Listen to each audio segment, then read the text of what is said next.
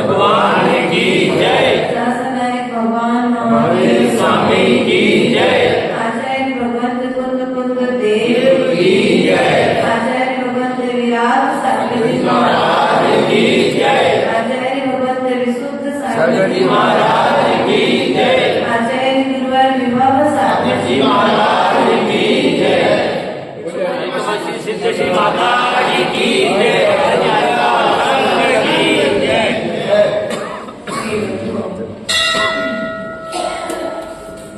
अपना विषय चल रहा है मेरी भावना।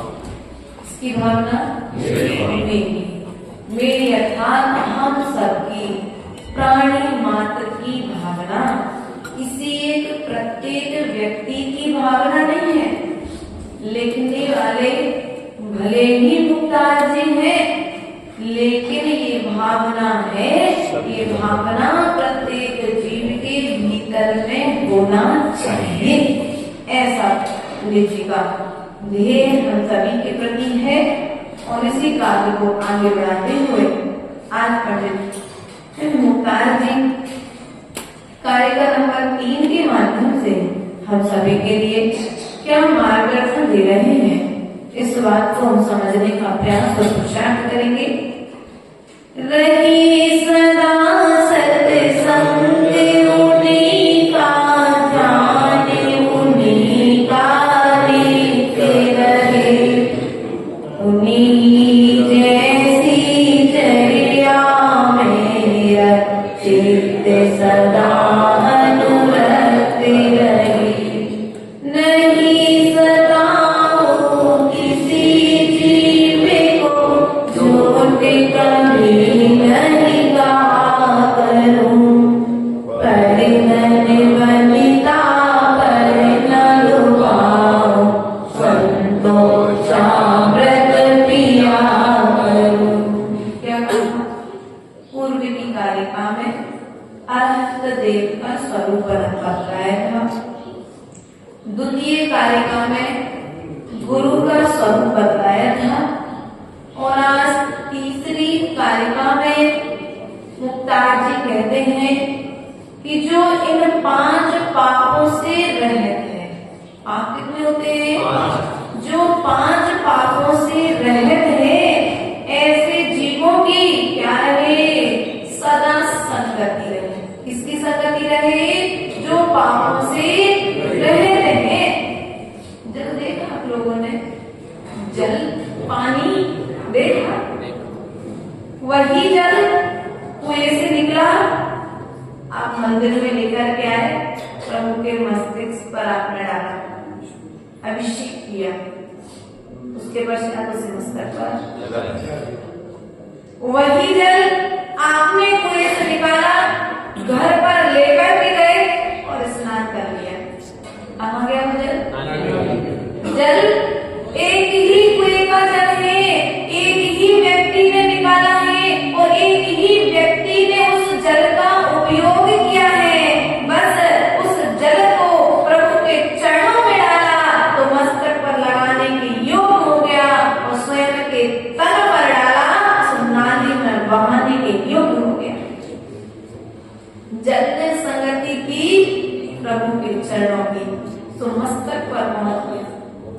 माटी ने संगति की मंगल कलश बनने की, स्वयं मंगल कलश मस्तक पर रखने के योग्य हो गया। और यदि कोई दूसरा पात्र बनता तो चाय पीता व्यक्ति और उसको लड़ वापस। इसलिए संगति का चयन हमें स्वयं करना पड़ेगा। हमारी वर्तमान में संगति कैसी है? क्योंकि जैसी संगति वैसी गति। क्या? जैसी संगति वैसी गति। इसलिए दुनिया को सुधारने जाने की जरूरत नहीं है, स्वयं को सुधारने के लिए स्वयं की संगति को सुधारिए। आप कैसे लोगों के बीच में बैठ रहे हैं? आप कैसे लोगों से बात कर रहे हैं? आप कैसे लोगों से व्यवहार रख रहे हैं? यदि व्यक्ति गलत है और गलत व्यक्ति की संगति है बिगड़ने में समय नहीं लगता। इसलिए अपने परिणामों को यदि स्थायित्व देना है, ऊंचाइयों की ओर लेकर के जाना है, तो पूर्व में अपनी संगति को सुधारने का प्रयास करिए। रहे सदा सत्संग उन्हीं का, किनका संग रहे? ध्यान उन्हीं का नित्य रहे। कौन? जो खेद के बिना साधना करते हैं ना, ऐसे गुरुओं की संगति रहे। और जो वितरागी गुरु है, जो राग देश से रहते हैं, ऐसे गुरु का ध्यान सदा मेरे भीतर में बना रहे। उन्हीं जैसी चर्या, चर्चा में तो है लेकिन चर्या में नहीं भैया। गुरु की चर्चा जो तुम कर रहे हो, उस चर्या को एक दिन, चर्चा को एक दिन अपनी चर्या में लेकर के आओ। चर्या में अर्थात आचरण में लेकर के आओ। हमने चर्चा तो अनादि काल से की है और अनंत काल से कर रहे हैं और आगे भी करेंगे, लेकिन वह चर्चा तुम्हारे लिए कहीं तुम्हारे चित्त को चंचल ना कर दे। इसलिए गुरुओं की चर्चा को तुम अपनी आचरण में लेकर के आने का पुरुषार्थ करोगे, तभी वह चर्चा तुम्हारे जीवन को चरित्र की ओर लेकर के जाएगी। चर्चा भी करो तो किसकी करो? गुरु की करो, प्रभु की करो। हम चर्चा किसकी करते हैं? अरे कुछ चर्चा कर रहे थे हम लोग, एक शब्द बोलते ना, कोई तीसरा आ जाए और आपसे पूछ ले भैया क्या कर रहे थे? दादाजी कुछ चर्चा कर रहे थे। अब बता दो भैया कौन सी चर्चा कर रहे थे? कुछ ऐसी चर्चा चालू कौन सी चर्चा कर रहे थे? जिसका कोई भविष्य में प्रयोजन सिद्ध होने वाला नहीं है। ऐसी चर्चाओं में मैंने अनादि काल निकाल दिया। एक काल खराब करते तो ठीक भी है, अपना भूत भी बिगाड़ा, वर्तमान भी बिगाड़ रहे हैं और भविष्य भी वर्तमान की नींव से बिगड़ने वाला है कि नहीं? इसलिए अपने तीनों कालों को सुधारने के लिए तुम्हें वर्तमान की संगति को सुधारना पड़ेगा, वर्तमान की चर्चाओं को करने का तरीका बदलना पड़ेगा। हम भी चर्चा करते आपसे, लेकिन किसकी? धर्म की चर्चा हो रही। शाम को स्वाध्याय करते हैं, सैनिक चरित्र के जीवन की चर्चा आपसे करते हैं। वह चर्चा भी हमारे चित्त को स्थायित्व प्रदान करेगी। वह चर्चा भी हमारे सम्यक दर्शन को स्थायित्व प्रदान करेगी। वह चर्चा भी हमारे भीतर में चारित्र के बीज बोने की प्रेरणा देगी। लेकिन हमने आज तक चर्चा की, लेकिन वह चर्चा ने हमारे जीवन को चंचल तो कर दिया, लेकिन चित्त को स्थायित्व प्रदान नहीं किया। इसलिए चर्चा करने का पैटर्न आपको बदलना पड़ेगा। उन्हीं जैसी चर्या में चित्त सदा अनुरक्त रहे, मतलब स्थिर रहे, उनकी सेवा उनकी में रंगा हुआ रहे। जैसे कपड़े को रंग में रंग देते हैं ना, तो वह कपड़ा भी अपना मूल रंग बदल देता है। वैसे ही भगवान मेरा चित्त क्या रहे? इनकी सेवा में रहे, इनकी चर्चा में रहे, जो निर्ग्रंथ अवस्था को प्राप्त हो चुके हैं। ऐसे वर्तमान के अरहंतों की मुद्रा में मेरा चित्त सदा लगा रहे। क्या कहते हैं? पर धन पद का क्या कर नहीं सता, क्या कर तीसरी लाइन में नहीं सता हूँ किसी जीव को। क्या कहा? अरे एक पद तो सुनो, एक पद तो सुनो, नहीं सता हूँ किसी जीव को। क्या कर रहे? किसको सताने की बात कर रहे? चींटी को छोड़ देंगे, मच्छर को छोड़ देंगे, अरे जो ट्रेन चलाती की जीव उनको तो छोड़ देंगे, लेकिन मनुष्य को नहीं छोड़ते। अरे उसने मेरे साथ ऐसा किया, मैं भी उससे बदला लेकर के। फिर यहाँ पर क्यों कह रहे नहीं सताओ किसी जीव को? यदि तुम तन से, मन से और वचन से यदि किसी जीव को सता रहे हो, यातना दे रहे हो, तो वह यातना भी तुम्हें भविष्य में आकर के यातनाएं प्रदान करने वाली है। अर्थात यहाँ पर हिंसा चल रही है, अहिंसा नहीं चल रही।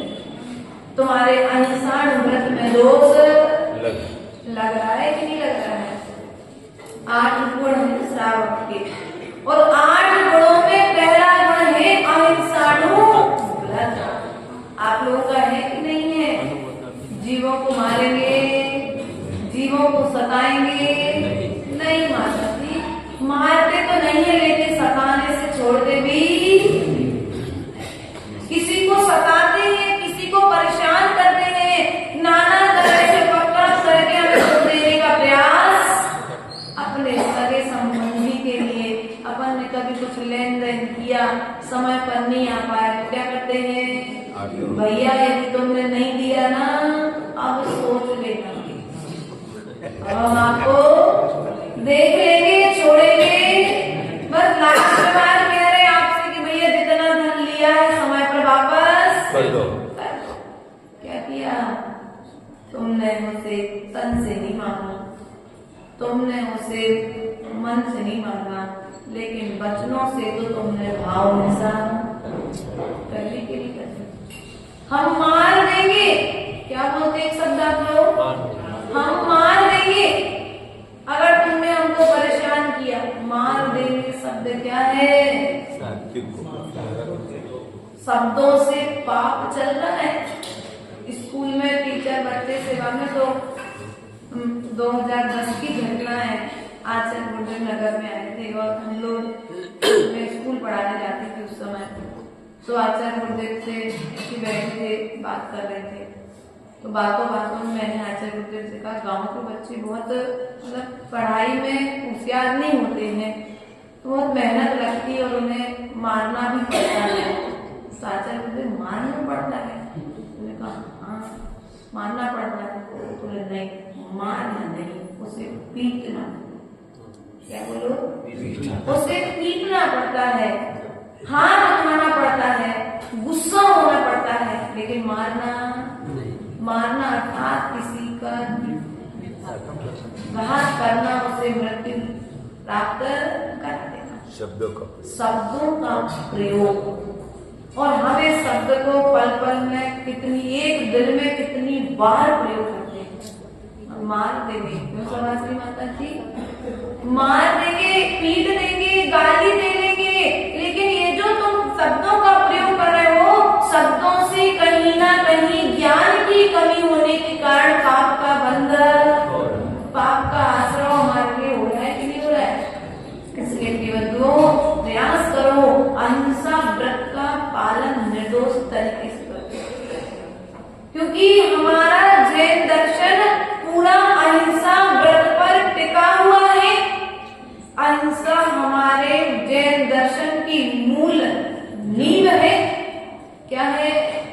नींव है अहिंसा व्रत, और अहिंसा व्रत नहीं है तो तुम जैन भी नहीं हो, क्योंकि भगवान महावीर स्वामी ने सूत्र दिया है, जियो और जीने दो, दया विशुद्धो धम्मो वस्तु स्वभावो धम्मो, अर्थात जो स्वभाव में लीन है वह धर्म है, जो जीवों पर दया करता है वह धर्मात्मा है।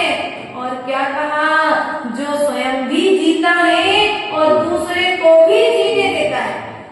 क्या कहा? स्वयं भी जीता है और दूसरे को भी जीने देता है, वह है जैन दर्शन। लेकिन आज स्थिति क्या है? हम तो जी जाए, हमारे तो जी जाए, लेकिन दूसरे को सुख से जीने नहीं देते हैं। इसलिए प्रिय बंधुओं, कभी भी किसी भी जीव का घात मत करो। कहीं अलाउट लगा रहे, कहीं कछुआ छाप अगरबत्ती, बहुत पुराने जब तो बहुत सारी आने लगे उसके बीच में फास्टैग कार्ड आ रहा है एक छोटा सा, लगाओ मच्छर तुरंत टक टक टक टक गिर जाते हैं। क्या करें? हाँ बेहोश हो जाते हैं। 2-3 कार्ड लगा दो, बैठ जाओ कमरे में, पता पड़ेगा बेहोश होते क्या किया हमने?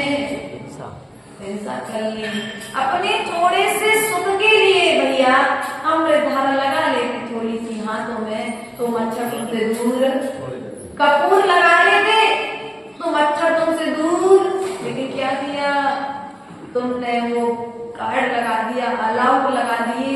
इसलिए आचार्य गुरुदेव कहते हैं आउट होने के पहले अलाउट का त्याग।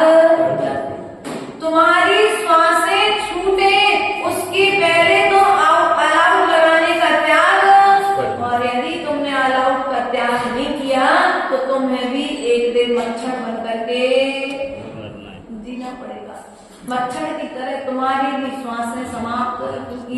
जब उसे वो विषैली गैस, मच्छर कितनी इंद्री है? बताओ नहीं आती कितनी इंद्री है? 4 इंद्री है। 4 इंद्री में कौन कौन सी इंद्री आती है? स्पर्शन, रसना, घ्राण और चक्षु। कितनी इंद्री आती है? चक्षु इंद्री। अर्थात मच्छर की 4 इंद्रियां हैं, उसके पास घ्राण इंद्री भी है और चक्षु इंद्री भी है, उसके पास वचन भी है, उसके पास रसना इंद्री भी है। अब क्या किया तुमने? वो लगाया, उसे श्वास लेने में दिक्कत होगी, आंखों में वह विषैली गैस लगेगी, तो क्या होगा? वह मरण को प्राप्त हो जाएगा। आपने अच्छी बहुत महंगी वाली साबुन आई थी, आंखों में चली गई थोड़ी सी, कैसी लगी? अरे लाल हो गई आंख। अरे ऐसी कैसी साबुन लेकर के आए? हमें सुंदर दिखना था, तो साबुन लगा करके खूब नहाया, तुम्हारे तो तन का मैल निकल गया, लेकिन नाली में बह करके जो उसका पानी गया, उसमें सूक्ष्म एक इंद्री कितने जीवों का घात हो गया? बोलो तो। तुम्हारी तो किराने की दुकान चल गई, आटे में इल्ली हो गई, छान करके तुमने दूसरे को दे दिया।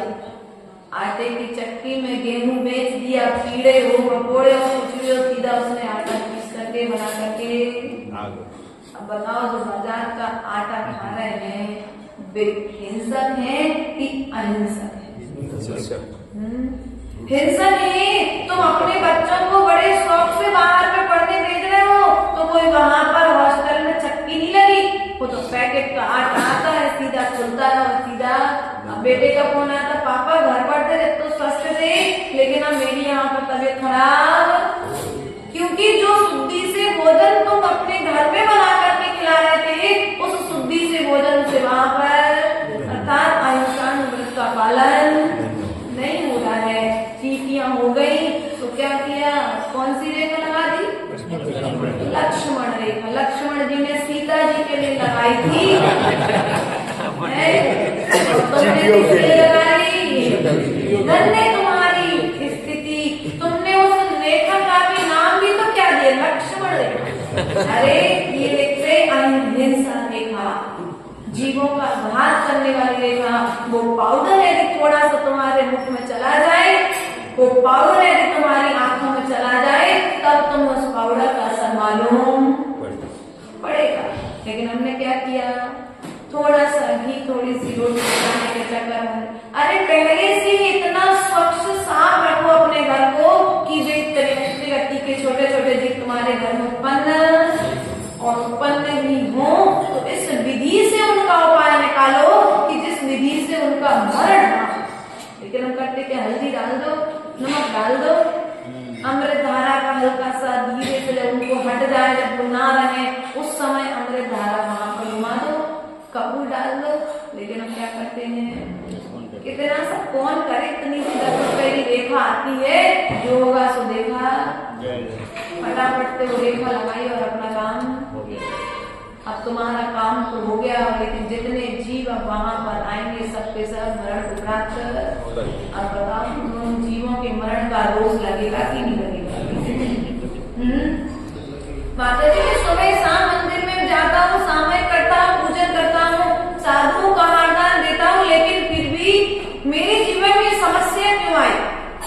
तो तुमने जानबूझ करके कोई पाप नहीं किया, लेकिन अनजाने में जो तुम जीवों का घात कर रहे हो, वो पाप भी तो तुम्हारे साथ में प्लस होता चला जाता है। पुण्य का फल मिलता है तो मेरा फल, क्या बोलते आप लोग? पुण्य का फल मिला तो मैंने कोई अच्छा कर्म किया था, तो मुझे पुण्य का फल मिला है। मैंने ये अच्छा काम किया था तो मेरी वजह से पुण्य का काम हुआ है। लेकिन वहीं पर पाप कर्म का उदय आ जाए तो क्या कहते हो? अरे सामने वाले ने हमारे साथ ऐसा कर दिया, इसलिए हमारे साथ ऐसा। जब पुण्य था तो मेरा और पाप कर्म उदय आया तो तेरा। पाप भी तुम्हारा है, पुण्य भी तुम्हारा है। सामने वाला मात्र निमित्त बन सकता है, लेकिन भीतर में यदि तुम्हारा उपादान कमजोर है तो तुम्हारा पाप कर्म आकर के तुम संसार में दुख प्राप्त प्रदान करेगा। इसलिए प्रिय बंधुओं, पाप का फल भी तुम्हें भोगने मिलेगा और पुण्य का फल भी तुम्हें भोगने, तुम्हारी करनी का फल ही तुमको मिल रहा है। तुमने बड़ी आराम से वो बैडमिंटन आया, एक मच्छर पकड़ने वाला, मारने वाला, पकड़ने वाला नहीं, मारने वाला, उसमें बिजली का एक कुछ ऐसा रहता है करंट, बताया मुझे बच्चों ने।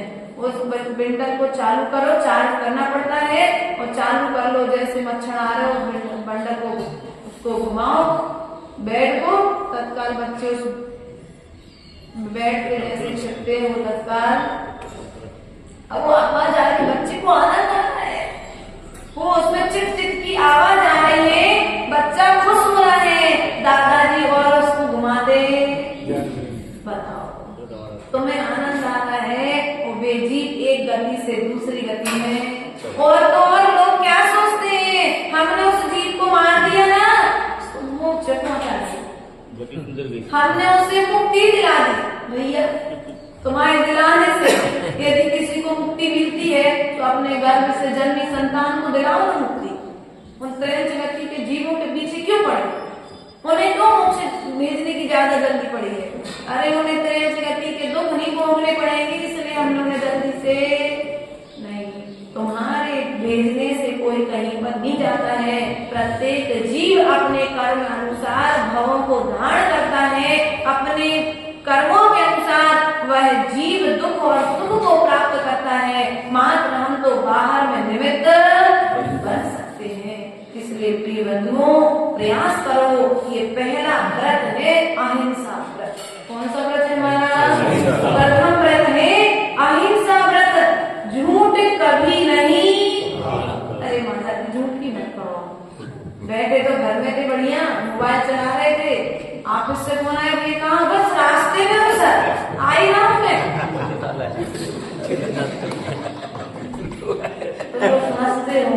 काम कौन करता है ये? बेटा हमारे कमरे में बैठा है, हमसे बात कर रहा है, टीना हमसे बात करनी बैठी है, पापा का फोन है, पापा कहाँ हो बेटा? बस पापा रास्ते में चल रहे हैं, आ रहे 5 मिनट पहुंचे। बेटी कहाँ है? अभी कमरे में बैठी है, बात कर रही है, पढ़ाई कर रही है, कुछ भी कर रही है, लेकिन क्या बोला? पहले तो व्यक्ति झूठ बोलता था, व्यक्ति मिलता था जब वो झूठ बोलता था, लेकिन अब पहले 1% झूठ बोलता था, अब 99% झूठ। क्योंकि आचार्य गुरुदेव बोलते हैं जो मोबाइल है वो झूठ बोलने की मशीन। झूठ बोलने की मशीन का नाम क्या है?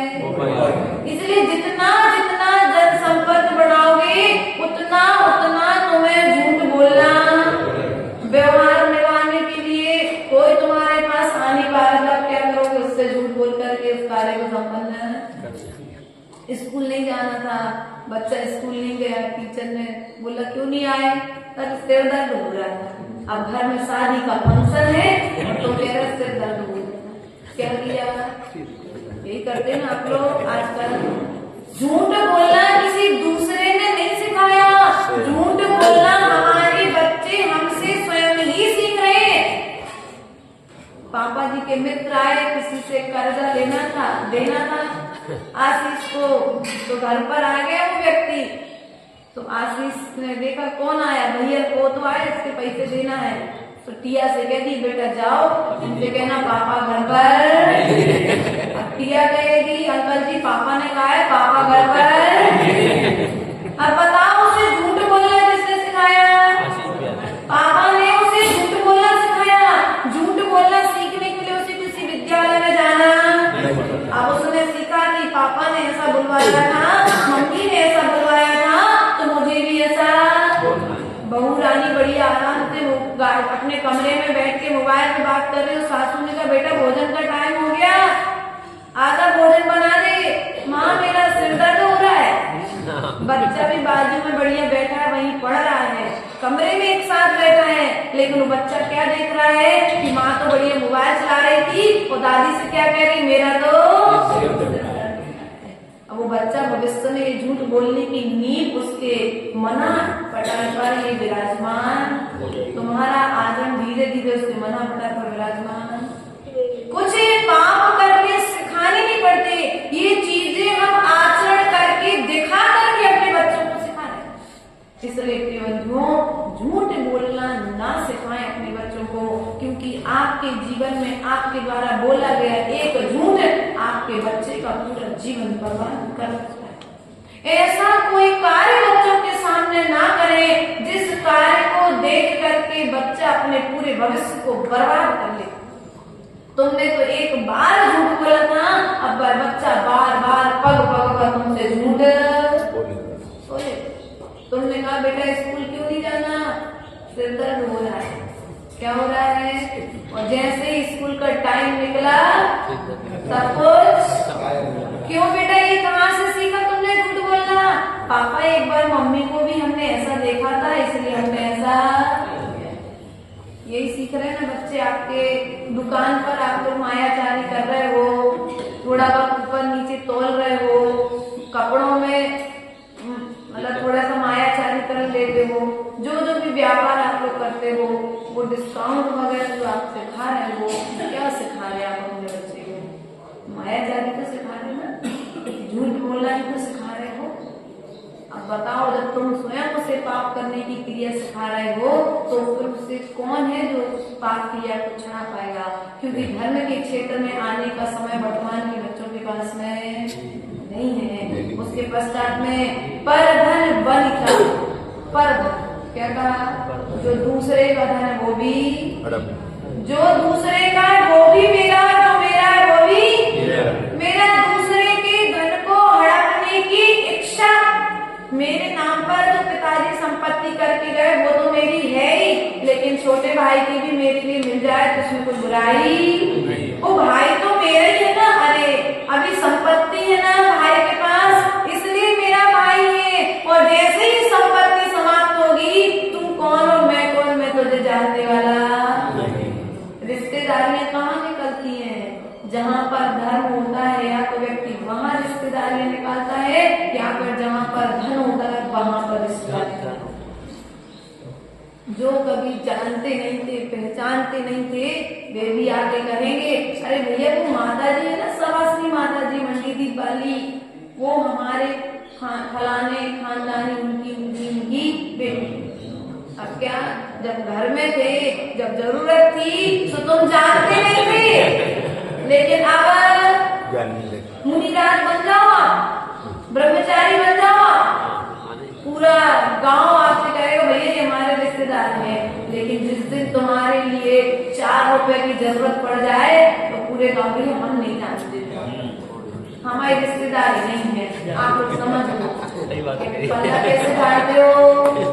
विपरीत परिस्थिति में साथ नहीं देते, लेकिन जब तुम्हें जरूरत पड़ती है कि सामने वाले का नाम लेने से हमारा सम्मान बढ़ेगा, तो सम्मान को लूटने से पीछे भी हटते। अब बताओ तुम्हारी करनी का फल मिलेगा कैसे? जब सामने वाले को जरूरत थी तो तुमने कहा भैया हम नहीं जानते, हम नहीं मानते कौन है क्या है, तुम जानो तुम्हारा। लेकिन समय सबका बदलता है, दिन सबके फिरते हैं। आज जो दुखी है कल वो सुखी हो जाएगा, जो आज सुखी है वह भी कर्म उदय से एक न एक दिन दुख को प्राप्त। इसलिए कभी सदा दुखियों की रक्षा करते रहो। दुखियों का दुख का में यदि कोई पड़ा हो तो उसकी मदद करते रहो, जिससे वो दुख कभी आपके जीवन में ना आवे। वनिता मतलब स्त्री, पर की स्त्री को देखकर के मेरा मन उस पर प्रलोभन को प्राप्त ना हो गए। संतोष सामृत पिया, कौन सा अमृत पिया? अमृत पिया है, अमृत पिया पिया संतोष ध्यान रखना।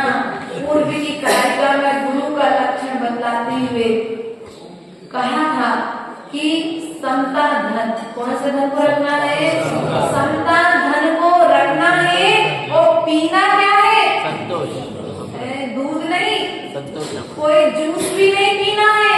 जब विपरीत परिस्थितियां आए तो ये साधु तुम्हारे लिए संतोष को धारण करना है। किसको धारण करना है? संतोष रूपी अमृत को ग्रहण करना है, क्योंकि आज तक मैंने शरीर को बढ़ाने के लिए गाय का दूध तो लेकिन जनवाणी माँ का दूध, आचार्य गुरुदेव ने कहा है कि ये गाय का दूध या माँ का दूध तो बच्चे को बलवान बनाता है, लेकिन जनवाणी माँ का रस, जनवाणी माँ का दूध बच्चे को भगवान बनाता है। इसलिए यदि भगवान बनना है, संतोष अमृत पीना है, तो ये जनवाणी अमृत के तुल्य है। विपरीत परिस्थितियों में भी तुम्हारे लिए संभलने के लिए सहारा देगी। अंधे के लिए लाठी के समान है, लंगड़े के लिए लाठी है, अंधे के लिए आंख है, बहरे के लिए कान है और गूंगे के लिए यह मुख के समान है। बोलने वाला ही कल्याण करेगा, ऐसा कहीं आया क्या? जो अंधा है वो कल्याण कर सकता कि नहीं कर सकता? वो धर्म कर सकता कि नहीं कर सकता? अंधा व्यक्ति मोक्ष जा सकता कि नहीं जा सकता? तो आचार्य भगवान ने कहा अंधा भी मोक्ष जा सकता है, लंगड़ा भी मोक्ष जा सकता है, बहरा भी मोक्ष जा सकता है, यदि उसने जिनवाणी का रसास्वादन किया है तो। यदि रसास्वादन नहीं किया है तो ना भूतो ना भविष्यति, ना वो वर्तमान में मोक्ष जाएगा, ना भूत में मोक्ष गया है और ना ही भविष्य में मोक्ष जा सकता है। इसलिए कैसी ही विपरीत परिस्थितियां हमारे जीवन में आ जाए, संतोष को धारण करना चाहिए। किसको धारण करना चाहिए? संतोष को धारण करो, धैर्य रखो, क्योंकि वह विपरीत परिस्थितियां ही हमें उन विपरीत परिस्थितियों से लड़ने की ताकत देती है। दुख से लड़ने की ताकत दुख ही देता है, सुख नहीं देता है। इसलिए प्रिय बंधुओं, कुछ भी तुम्हारे जीवन में दुर्घटना घट जाए तो थोड़ा सा धैर्य रखो, ये विचार करो मुझे इतने दिन का ही सहयोग था, इसलिए हमारे साथ ऐसा हमारे लिए इतने दिन तक तो धन भोगने के लिए मिला, अब हमने कोई पाप की कमाई की है, जुआ खेला है, तो हमारा धन वापस बाहर, लेकिन अभी भी बाजी हमारे हाथ में, हमारी श्वासें अभी शेष है, उन श्वासों को हम विशेष धर्म में लगा करके अपने पाप कर्म को काट सकते हैं। देखो अंजना के लिए सास ने घर से निकाल दिया, जंगल में रहते हुए भी उस अंजना ने धैर्य को नहीं छोड़ा, प्रभु की भक्ति को नहीं छोड़ा, उसने अपने पति को, अपनी सासू माँ को दोष नहीं दिया, यदि दोष दिया तो अपने कर्मों को दोष दिया। राम वही है जो युद्ध करके सीता को वापस लाए, राम वही है जो युद्ध करके सीता को वापस लेकर आए थे, और राम वही है जो सीता पर एक उंगली उठाने पर उसे क्या किया? जंगल में लांछन लगा, उसे जंगल में सीता ने दोनों के बीच में राम को दोष नहीं दिया। सीता ने दोष किसको दिया? सीता ने यही कहा कि राम ने कभी मेरे साथ बुरा नहीं किया, मेरा पाप कर्म का उदय है, इसलिए राम के परिणाम मेरे प्रति बुरे हुए हैं, बाकी उसमें राम का कोई दोष जीवन को। राम करते क्या है? अच्छा हुआ सो मेरा और बुरा हुआ सो तेरा, अच्छा फल मिला सो मैंने पुरुषार्थ किया और बुरा फल मिला सो तुमने पुरुषार्थ किया। ये अनादि काल से हमारी नीति और रीति रही है, लेकिन हमें इसे बदलना है, तत्व को श्रद्धान करना है कि जो सुख मिल रहा है वो भी मेरा है और जो दुख मिल रहा है वो भी मेरा है, मेरे किए हुए कर्मों का फल ही तो है, कोई इसमें थोड़ा बहुत सहयोग कर सकता है, लेकिन मेरा पुण्य हृदय में ना रहे तो कोई दूसरा मेरा कुछ भी कर नहीं सकता है। मारी कुमारी के लिए मनुष्य पर्याय मिली थी, आदिनाथ का पोता था, नहीं था? गलत तो नहीं बोला? भरत का पुत्र था और समोसण में जब गया और समोसण में जैसे ही गया सो कसाय का उदय आया, सो समोसण से बाहर आ गया। अब लोग कहते हैं कि भरत को प्रश्न नहीं करना था, बच्चे की बुद्धि भटक गई। भैया भरत को प्रश्न करना था या नहीं करना था, उस जीव का भी तो पाप कर्म उदय तीव्र था, उसे अंतिम तीर्थंकर बनना था, इसलिए उसे ऐसा नियोग बना कि भरत ने प्रश्न किया, उसके भीतर में अहंकार उत्पन्न हुआ और वह समोसण छोड़ करके भाग गया। जहाँ लोगों को समोसण में बैठकर शांति मिलती है, वो समोसण में बैठकर के उसे कसाय उत्पन्न हो रही। इसलिए प्रिय बंधुओं, प्रयास और पुरुषार्थ करो, उन विपरीत परिस्थितियों में भी पर को दोष देना बंद करो, तब कहीं जाकर के मनुष्य पर्याय पाना सार्थक होगा। इन्हीं भावनाओं के साथ बोले परम